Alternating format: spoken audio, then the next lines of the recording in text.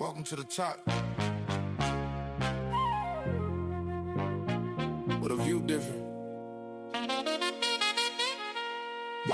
Whoa. Yeah, yeah. 400 club, we rise above.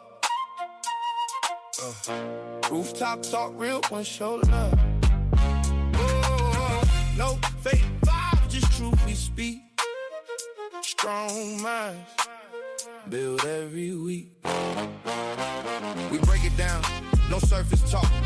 Critical thinking, when we walk from pain to purpose, yeah, we climb. Turn real life into a mastermind. No filters here, no highlight lies. We analyze what they disguise. From social feeds to inner goals. We building kings, we molding souls. Welcome to the 400 Club Rooftop Talk. We got your boy Ye here and my man Kristen pulled up. Very thankful for that. Appreciate you, boy.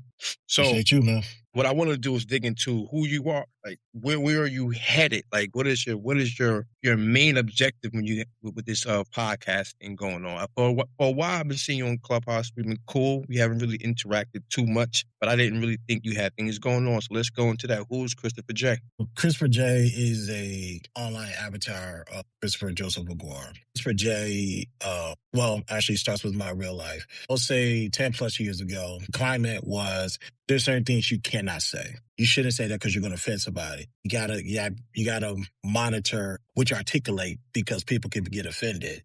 And when you try to conform into something that you're not, it could sometimes create a monster, depending on all the components at play. So, birth Christopher J from that. And I created a platform where I literally say anything and everything that I want to say, regardless who gets offended. So that has been my platform. And once I finally took care of, was doing that, everything starts to get, I got older, I got wiser. I still say the things that I want to say.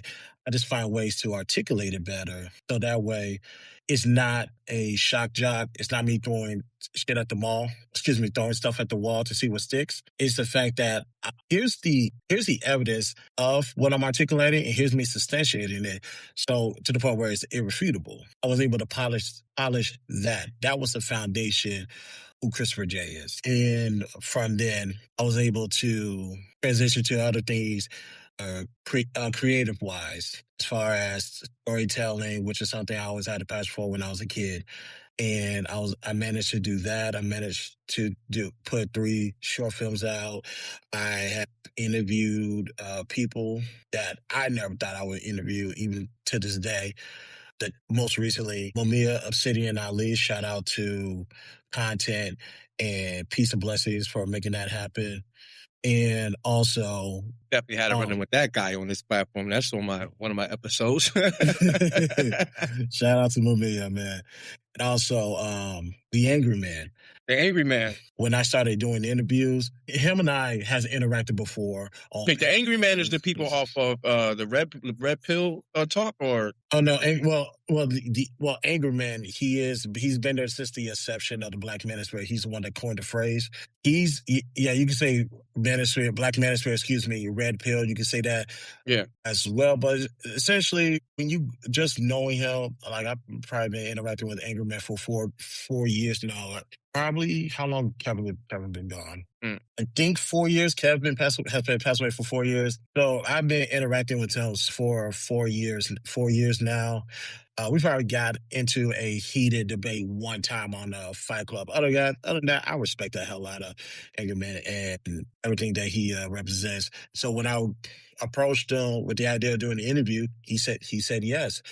So on my YouTube, at least 90 minutes of a conversation with me, Angry Man. It's probably my most viewed live stream to this day.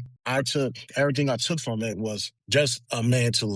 He's always one of those people where let him do the talking, you listen, because that won't go well with me. Well, no, it's a format of he is a man of knowledge and education. This is going to benefit you moving forward to be educated, especially the walks that he been through in life. That was that conversation like. So that, like I said, that right there has been the inception of who I am. You can give your YouTube channels whenever you feel like you want to shout it out. The more they hear it, the more they're going to click on your link. You understand where I'm coming from? Sure. And for those, it's on the profile now, the BTSI show. The YouTube link is right there. Under my profile, you could like, share, subscribe, and we'll be back at it again either today or tomorrow with another YouTube stream. So, how long have you been doing this YouTube streaming? How long has it been? I've known you for about like 3-4 years on this app. Yeah. Never knew you were doing that on that scale. So, how long have you been doing it? YouTube itself, we're on season 12. So I've been doing this since March 20th of 2015. That and as far as doing the live stream, 2015. Wow. yeah, yes. And as far as doing the live stream, I want to say 2002. Yeah, later on 2002 is when I started hooking up the camera and actually doing live, because I come from the era where you have to record yourself, do your edits, and then upload.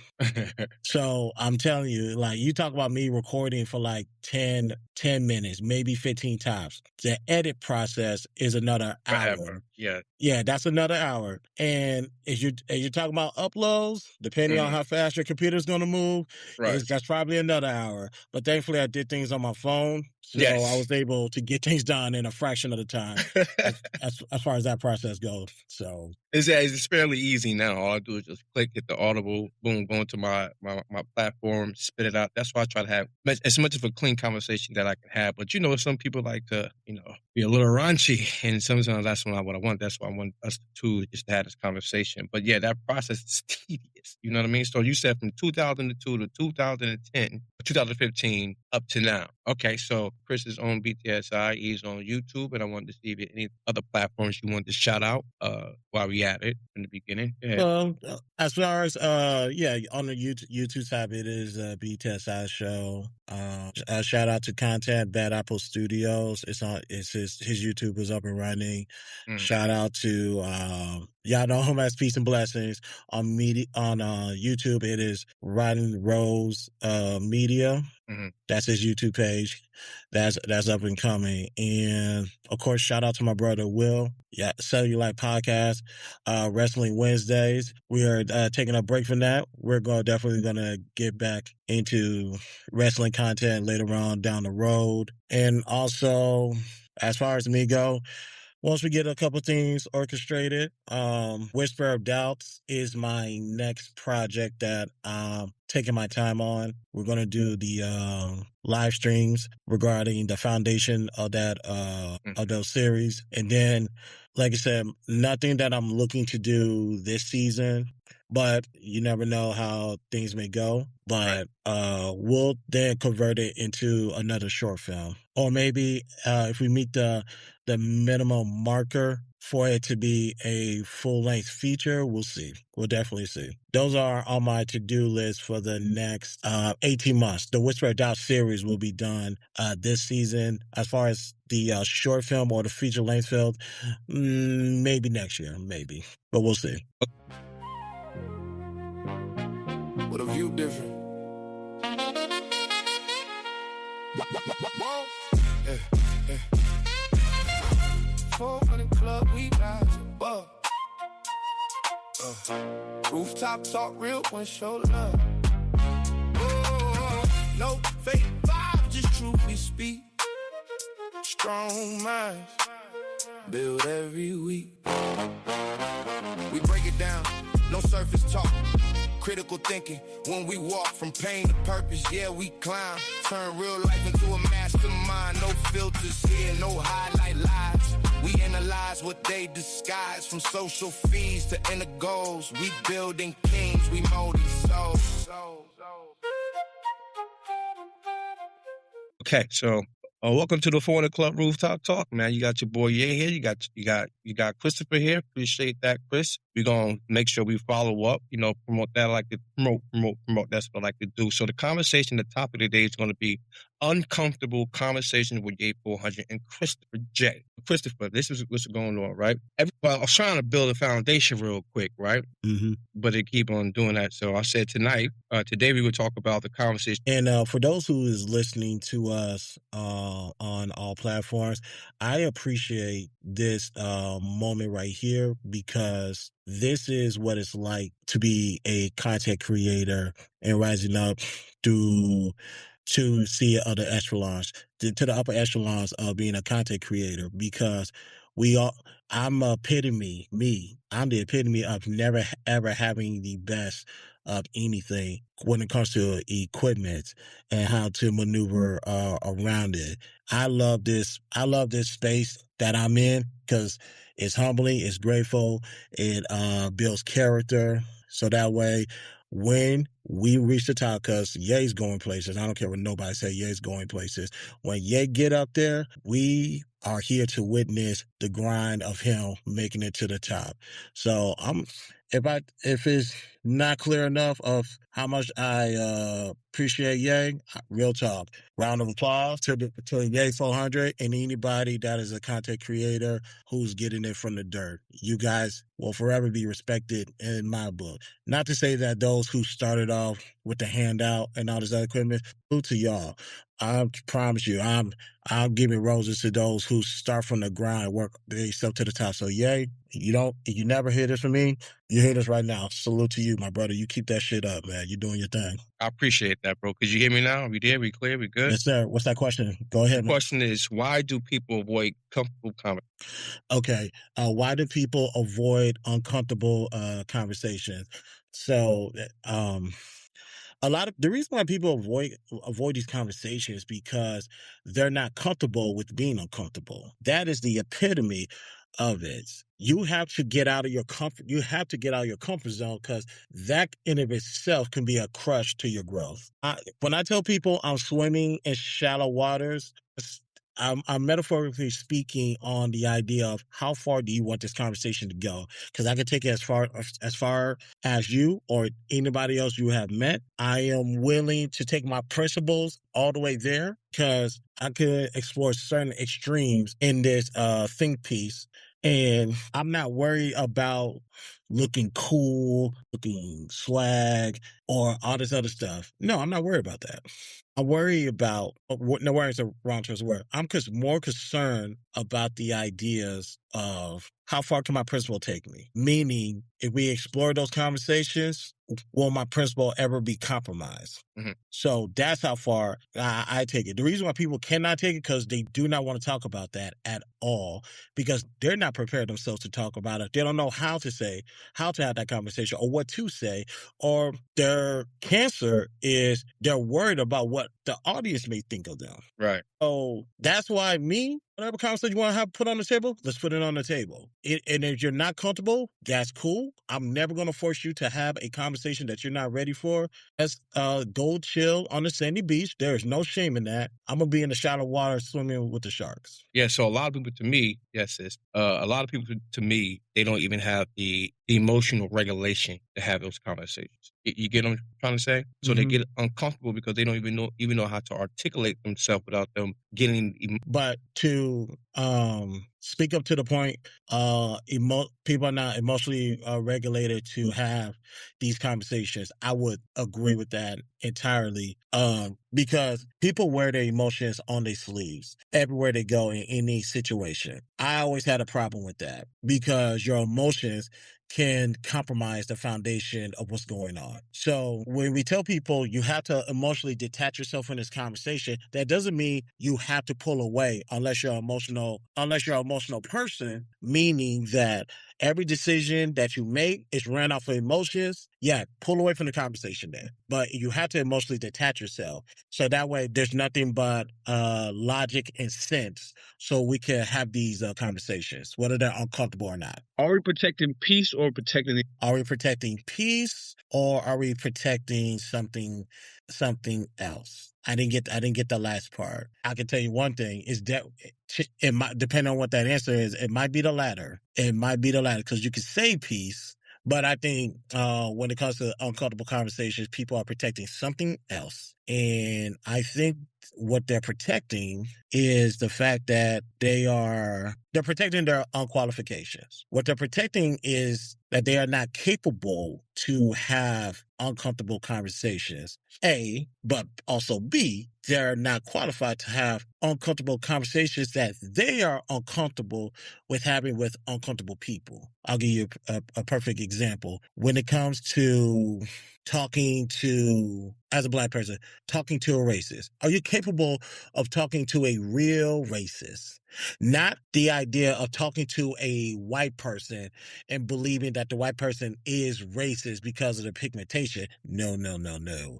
I'm talking about people who are racist to the core, a supremacist, if that's a better word. Are you comfortable with having a conversation with those who can articulate, or even worse, substantiate their positioning of their racism or being prejudiced or being a white supremacist? Or white supremacists. Are people comfortable with having those conversations with those type of people? A lot of people are not, and that's okay.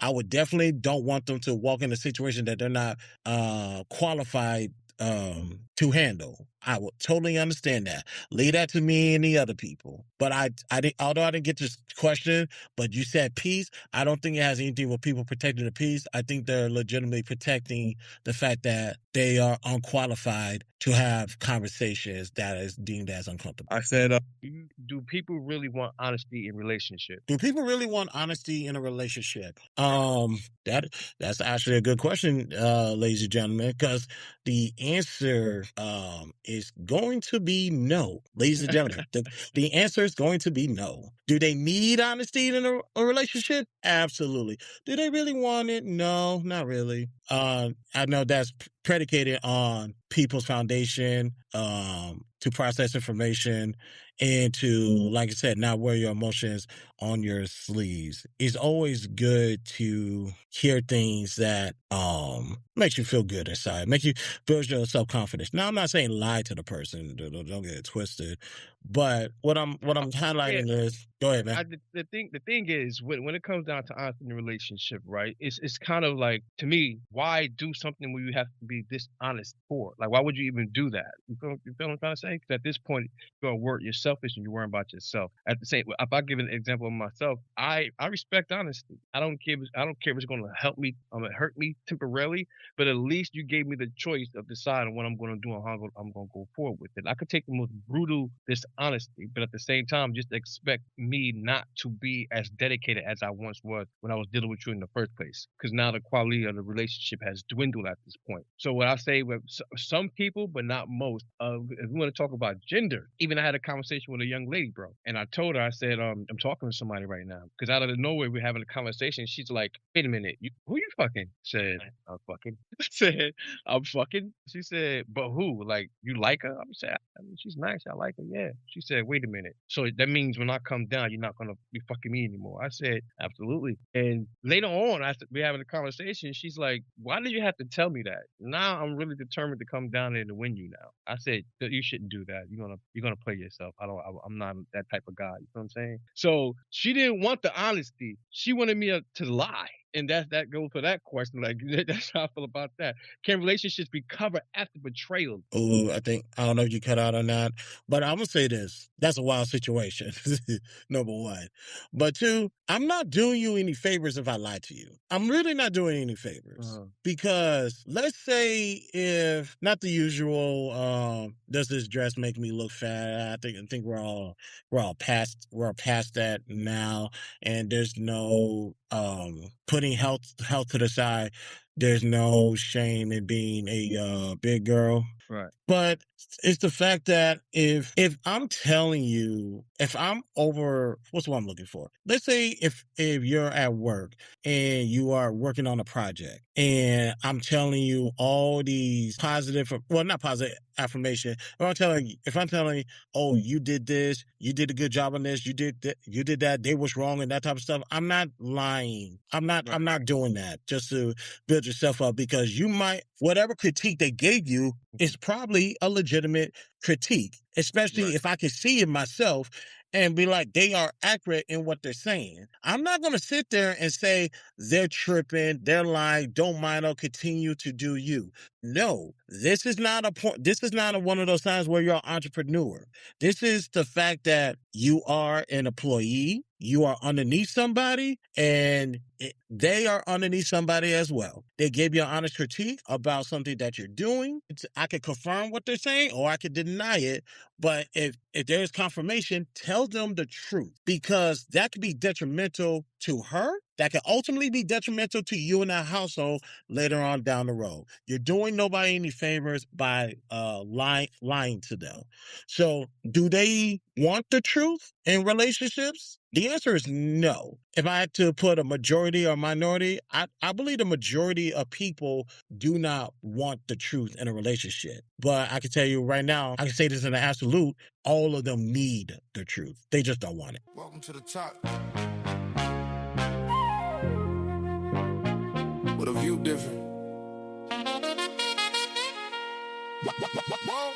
Yeah, yeah. 400 club, we rise above. Rooftop talk, real one, show love. No fake vibe, just truth we speak. Strong minds, build every week. We break it down, no surface talk. Critical thinking, when we walk from pain to purpose, yeah, we climb. Turn real life into a mastermind. No filters here, no highlight lies. We analyze what they disguise. From social feeds to inner goals. We building kings, we molding souls. So I was saying, can a relationship recover after betrayal? But can a relationship recover after betrayal? Absolutely. Anything is recoverable. Even the most extreme situations is a recoverable situation. The question is, it involves two parties. Are you guys willing? Are you willing to, as the abuser, and I use abuser in air quotes, to cover all as an umbrella term to call the little to the most extremes? The question is, are you willing to acknowledge what you have done? Are you willing to take accountability for what you have done? Are you willing to be apologetic for what you have done? Are you willing to show that there's a changed behavior from what you have done? Well, Chris, you know that takes a whole lot of work, right? And nowadays, people do not want to work that hard to, like, if they messed up, they'd rather move on. Like, you know what, let me just start all over again. Even if that person made them feel so amazing in all types of ways, they don't want to do the work. And the thing is, you don't get anything. If things come easy to you, you do not need it in your life. If you work hard for it, okay, then it's some substance behind it, behind yourself, and it has some meaning behind it. Boom, you take it and then you move on with it.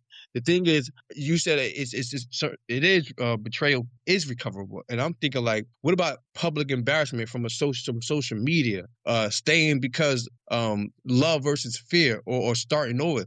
Those things, like, because to me, it's a betrayal even in that, when it comes down to staying over of fear instead of love. You get where I'm coming from right now? Absolutely. And you're right. It would be easier to start over, especially if you are the victim in that situation. It would be definitely easy to start over. Even a person that committed the act of treason, like a big word, it would be easy for them to start over. Be like, hold on. I know I messed up, but I'm not about to do all of this just for a relationship. I'm gonna go start somewhere else. Right. And that's their prerogative. Some things, but I think you said it. Things that come easy, it's not worth it. Right. So if you're willing to put the work in, yeah, that means you're a fighter. And if you're a fighter, you're going to be on the front line of your relationship because the foundation is, well, the active foundation is, this is what I did and I'm not doing this again. So I'm going to change. I'm going to change for myself first and for the person that I victimized. Oh, man, it's like I'm thinking about certain things that's kind of like overwhelming in my brain. You get where I'm coming from? And I just like got a little stuck because someone sent me a music video of that woman, Mariah the Scientist. Have you heard of her before? And it was basically stating that she knows she messed up. It's called Only Human, you know? And through all our different experience and all that, only thing we can really say is we're human. is that excuse. Why do you think people stay in relationships they outgrow? Comfort and routine, financial dependence, children involved, fear of loneliness, attachment versus genuine love. Well, it's funny that you say you outgrow a relationship, because I can make the argument you should have been in that relationship to begin with. If you outgrow it? Yes, you should never have been there to begin with. If you outgrew a relationship is not supposed to be outgrown. A relationship is supposed to last forever. So let's talk about it. So yeah, let's talk about it. It's kind of tricky if you ask me. I know, I get it. Let's walk through it. So the fact that there's 5 components of almost everything, especially when it comes to relationship: physical, mental, emotional, spiritual, and financial. For you to elevate yourself in those 5 components is a great thing. Right. Why did that person that you made a commitment to did not grow with you? So it could be a multitude of things. That person is not on that same journey as you, or that person, you didn't want to take that person with you. And that person wasn't on that same journey as you. What made you guys so compatible in the beginning to begin with? And was that something substantial for a long period of time? Did you accidentally conflate your standards for your preferences or for what's good right now? If that's what you did, that's the foundation of your relationship, and you was never supposed to do that to begin with. That's what I was. And then now, when you look into the chat, because I was just thinking about the same thing. Everybody do grow at their own rate. You know what I'm trying to say? It's not like, okay, I woke up and I'm not feeling a certain type of way about you anymore. I want to grow. Actually, want to grow out with someone else. I don't want to be in this relationship anymore because I outgrew you. And I'm like, I said, so when you grow and he doesn't grow with you, are you willing to stick it out with him until he grows? And she's like, well, I don't think I want to do that. You know what I'm saying? But they was together for some years. You following me? Mm-hmm. I get it. Right. And also want to highlight, it's their prerogative. If they want to stay, they want to go. Don't imprison anybody into any relationship that they don't want to be in. Let them go and let God deal with them. That's none of your business. But going to the point of everybody grows different. I understand that everybody grows different. You guys are 2 different components, but one thing I want to highlight is you mean to tell me as growing different or being 2 different people, you guys cannot find any commonality that you guys can hold on to. Like I'm always like for example, let me use me and Lolita.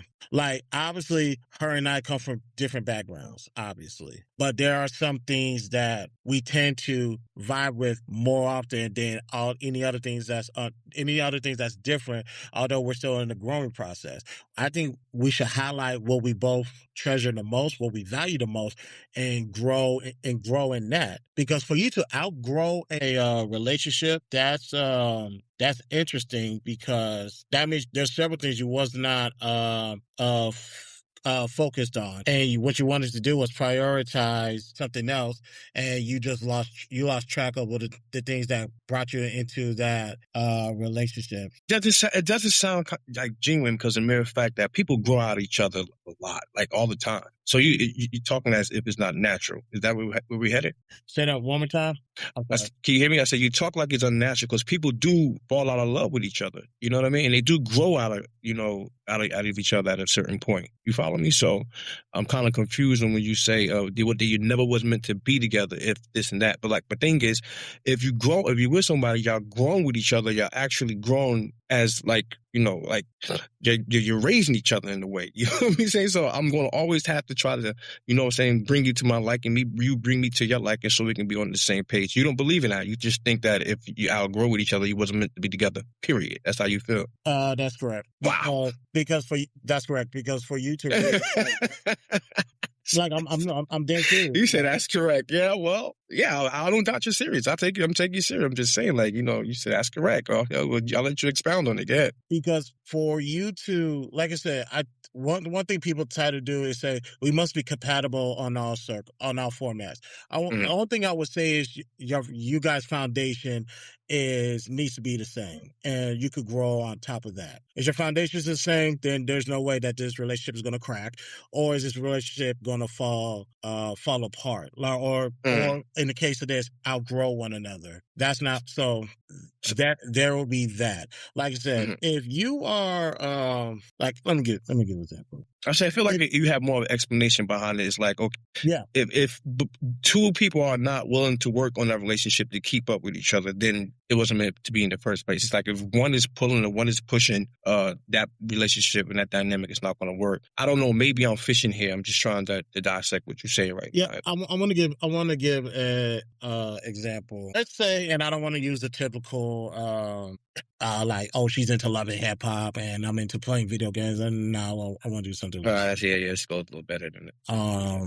Let's say if she was into like some type of sip and paint stuff, and I'm into open poetry, and that's just not our thing. That's cool. That's just okay. That's not our thing, honestly. And I'm not going to force you to be into something that's not you. Especially that's my foundation. Because if that's a foundation of who I am, then it will behoove me to be with somebody that's like-minded just like that. If not, then that's a waste of my time. But given that, let's say we're both believers, Father, Son, Holy Spirit. And with that being the same foundation, let's say she still likes the sip and paint thing, and I still like open poetry. There's no way that we can outgrow each other because the foundation is still the same. The problem is the reason why people goes on two different paths is because they're not aligned where it counts the most. So if that's the case, you should never been in that situation to begin with. What a view different. Yeah. 400 club, we rise above. Rooftop talk, real one, show love. No fake vibe, just truth we speak. Strong minds, build every week. We break it down, no surface talk. Critical thinking, when we walk from pain to purpose, yeah, we climb. Turn real life into a mastermind. No filters here, no highlight lies. We analyze what they disguise. From social feeds to inner goals. We building kings, we molding souls. Welcome to the 400 Club Rooftop Talk, man. It's your boy, yeah. I got my boy Chris here. The topic is uncomfortable conversations. And that's what we're doing right now. Because even this conversation in this moment is kind of uncomfortable. Because the same things that you kind of believe on, that's not the foundation of my beliefs at the same time. I think I'm trying to find a common ground in this conversation with us, right? So let me go on to the next question. What hurts more, getting cheating on or being emotional replaced before the breakup? Being emotionally replaced before the breakup. Because when it comes to cheating, physical, you can get over the physical stuff. That stuff heals on its own. When it comes to mental, emotional, that takes time, that takes patience, that takes a lot of work. Anytime you if you make yourself emotionally available to somebody and they fracture, that affects all the other components. Physical, because you might actually be doing something to yourself to try to cope with it. Mental, because it's actually on your mind and it's keeping you from being focused. Your spiritual side that was supposed to keep you in grounded, you might poison that. And as far as financial, anything for you to be happy, you'll spend money on things you should not spend money on, no matter what the amount is. So it's always detrimental to be emotionally replaced than to be physically cheated on. So you said the second one, basically. Okay, well, to be emotionally, to me, I think it's the second one because it takes a little more. It's like, okay, you cheated. Fine. How long that was going on? Fine. Okay. But the other one, being emotionally replaced before the breakup, while they're cheating, though that feeling of being, that empty feeling of that person, giving you when it comes down to the emotions, when it comes down to even having conversation, it's just like a numbness there. You feel what I'm trying to say? And so at this point, you're thinking like, yo, like I'm trying to hug, I'm trying to kiss, I'm trying to do flowers, I'm trying to do this, and every attempt is fails miserably. Don't let it be some children involved, and they looking at, and the kids are looking at you. They understanding but not understanding. You get what I'm trying to say? And it gets even deeper with that. That shit right there, that hurts, right? So, fake loyalty and silence competition. I just don't want to stay on relationships. Now I want to go into something with the friendship. So I want this topic to be fake loyalty and silent competition. Following that, can your friends secretly resent your success? Come on, talk to me now, Chris. Envy in friendship, competition disguised as jokes, supports when you are struggling versus support when you are winning. Energy shifters and aftergrowth. What do you think about those talking points, Chris? Because this some shit gets real. Yeah, unfortunately there is some jealousy with people when you tend to do something different or you choose to elevate. There's always going to be some form of jealousy. Now, obviously not with everybody, just by a certain few people. The question will be then is, if you're so jealous of the person, number one, that's eternal. People's jealousy has nothing to do with you at the end of the day.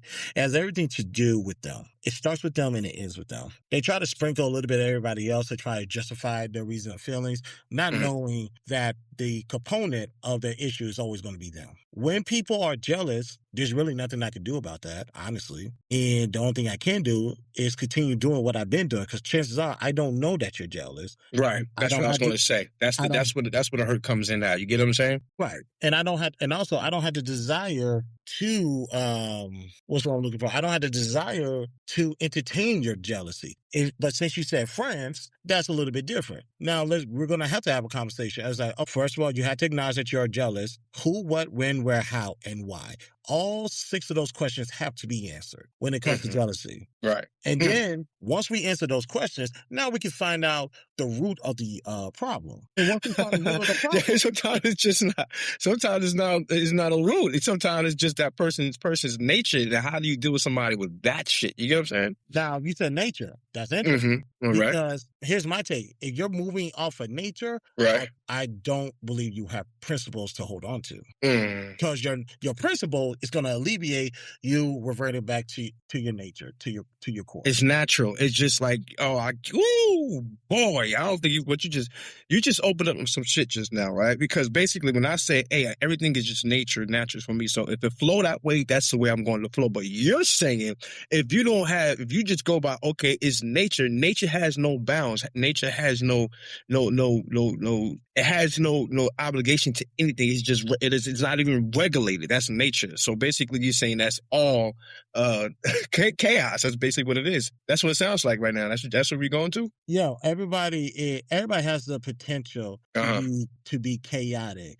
But not a lot of people have what it takes to control themselves. Right. Okay. Well, that's nature. That's exactly what they're gonna say. And it's a part of our nature. Okay, listen about this. What about this part? Supporting when you are struggling versus supporting when you are winning when it comes down to a friendship. What do you think about those type of people? Say that one more time. With supporting you when you're struggling. Supports when you are struggling versus support when you are winning. Okay, so when it comes to that, if you are supporting me when I'm struggling, but you don't support me when I'm winning, that's gonna be a red flag, because it's easy to support me when I'm down because I can stay down, but when I'm up, you distance yourself. It's like you was here in the beginning. Why would you not be here with me? It makes you feel uncomfortable. Yes, sir. Yeah, because it's like we're winning. It's like when you were supporting me. What was your end goal of supporting me? For me to stay at the bottom? That's not support. That's crazy. That's not the goal. So people really do think like that, though, Chris. You know that because the energy shift after the growth. Right. So that means you was never. Supporting me to begin with, and you was never supporting me.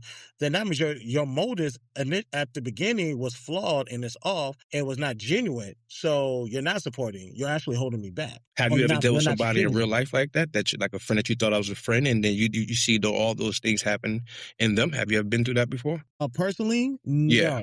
No, never. Never. It's either you have a close circle of people or you don't really deal with anyone at all. Because shit, that I have dealt with that previous time. So for you not to deal with that, and in the road that you're already on, You got people around you. You're doing your thing and everything. So you don't have no one ever in your life that you had that dynamic with at all. It's interesting. You there? Yeah, and it's like because at the end of the day, I know where I'm going and where I want to go, and anybody that's riding with me knows where I'm going and where I want to go. There's people on my there's people on my team from the on YouTube. You only keep up with Brittany B. Shout out to Brittany B on YouTube, and she knows ultimately my stuff about what I'm doing. Matter of fact, she was there with me for all 3 short films. On the Clubhouse side, whether it be my BTSI team, whether it be Bad Apple Studios, whether it be Rodney Rose Media, or anybody else I'm affiliated with. I know where I'm going. Right. You're more than welcome to come. If not, I'm okay with that. That's how you handle the situation. You let people know what your intentions are in the beginning, so nobody's blindsided at the end. Got you. I don't know that. I fucked that up. My bad, bro. It's all good, man. So my thing is, right? Okay, I want to go into question 2, right? Do people outgrow friendships naturally? I'll get some talking points here. I would say childhood friendship versus adult alignment, different lifestyle, one-sided effort. Emphasis on that, and protecting peace instead of forcing history. Do people outgrow friendships naturally? You got it. The same principles for outgrowing a relationship is the same thing as a friendship, because that's just another form of a relationship.